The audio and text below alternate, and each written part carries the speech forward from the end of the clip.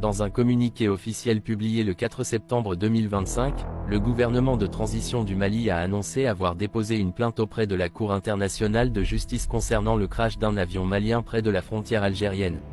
Le communiqué explique que Bamako a demandé à plusieurs reprises des éclaircissements sur les circonstances de l'incident, estimant que ce qui s'est passé pourrait affecter les efforts conjoints de lutte contre le terrorisme dans la région du Sahel.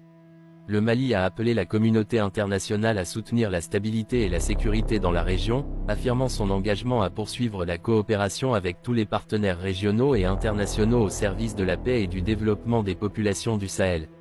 Selon les observateurs, cet incident constitue un véritable test pour les relations algéro-maliennes, dans un contexte de demande croissante en faveur du dialogue et de la diplomatie comme moyen de surmonter les divergences et de renforcer la coopération face aux défis sécuritaires communs. Un drone abattu, frontière Algérie-Mali.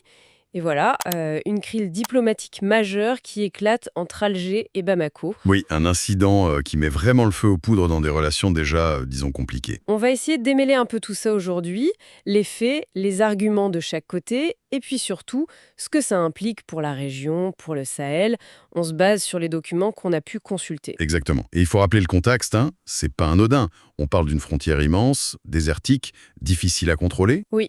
Un passé colonial, bien sûr, mais aussi des tensions récurrentes, la sécurité, les trafics, les groupes armés. L'Algérie a joué un rôle de médiateur avant, mais là... Là, la méfiance est revenue, clairement, surtout depuis l'instabilité générale post-2011 dans la région. Alors, revenons à l'incident lui-même. Concrètement, que s'est-il passé selon les sources algériennes ? Eh bien, côté algérien, le récit est assez direct. Leur radar détecte un drone, non identifié, qui s'approche, jugé menaçant, près de leur espace aérien. D'accord. Ils disent avoir tenté de communiquer, sans succès. Et donc, décision est prise, missile et l'appareil est abattu. Ils ont même diffusé des images des débris après. Vue d'Alger, c'est une action de défense. Simple, nette. Simple en apparence, oui. Mais alors, la version de Bamako, c'est tout l'inverse. Qu'est-ce qu'ils disent ? Pour le Mali, ce drone était en mission de reconnaissance, mais sur son propre territoire malien. Une mission, disent-ils, vitale pour lutter contre les groupes terroristes. Donc pas du tout en Algérie, selon eux. Pas du tout. Ils parlent d'une atteinte grave à leur souveraineté, une insulte nationale même.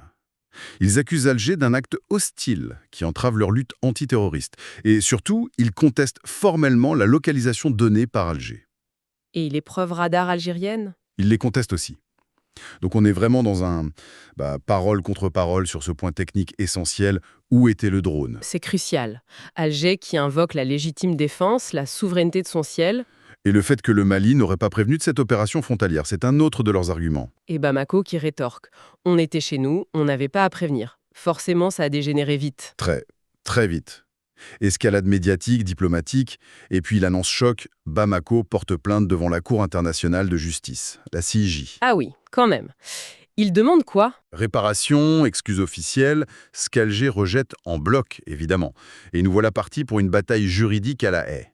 Avec des questions juridiques qui s'annoncent complexes, j'imagine. Tout à fait. Déjà, la question de fait. Le drone a-t-il franchi la frontière ?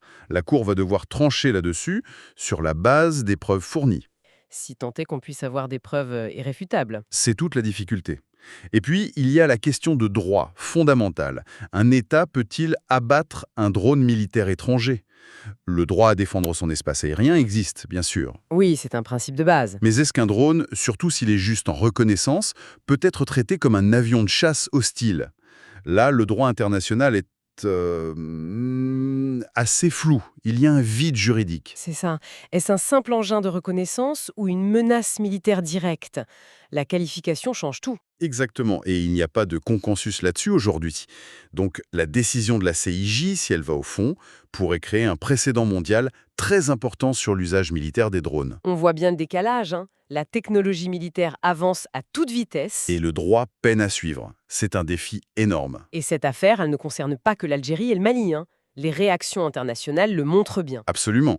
L'Union africaine, par exemple, a tout de suite appelé au calme. Ils sentent bien le risque d'embrasement régional. La France aussi doit regarder ça de près après son retrait du Mali. Oui, Paris observe attentivement. Et puis, il y a un acteur clé, la Russie, très présente au Mali via Wagner notamment. Et Moscou soutient Bamako. Pas si un soutien politique, oui, et on peut imaginer un soutien juridique aussi en coulisses. C'est clairement dans leur stratégie d'influence au Sahel de se poser en partenaire alternatif. Pendant ce temps, l'ONU s'inquiète pour la stabilité. Logique, et il y a les impacts internes aussi. Au Mali, l'opposition critique la junte, mais l'incident peut aussi renforcer le nationalisme. En Algérie, on observe plutôt un soutien populaire à la fermeté de l'armée. Ce qui est fou, c'est de voir comment cet incident, finalement assez technique, Cristallise une tension bien plus profonde, oui. D'un côté, la souveraineté aérienne, sacrée pour Alger. De l'autre, le droit pour Bamako d'utiliser les moyens modernes pour sa sécurité sur son propre sol. C'est vraiment souveraineté contre nécessité sécuritaire, avec la technologie drone au milieu. le jugement de la CIJ, ça va prendre des années peut-être. Sans doute. Mais les implications sur les règles d'engagement, elles, pourraient être bien plus rapides. Et pas qu'au Sahel. Tout à fait. Et ça nous laisse avec une question un peu vertigineuse, non? Comment le droit international peut-il s'adapter plus vite à ces évolutions technologiques permanentes dans l'armement? C'est la grande question.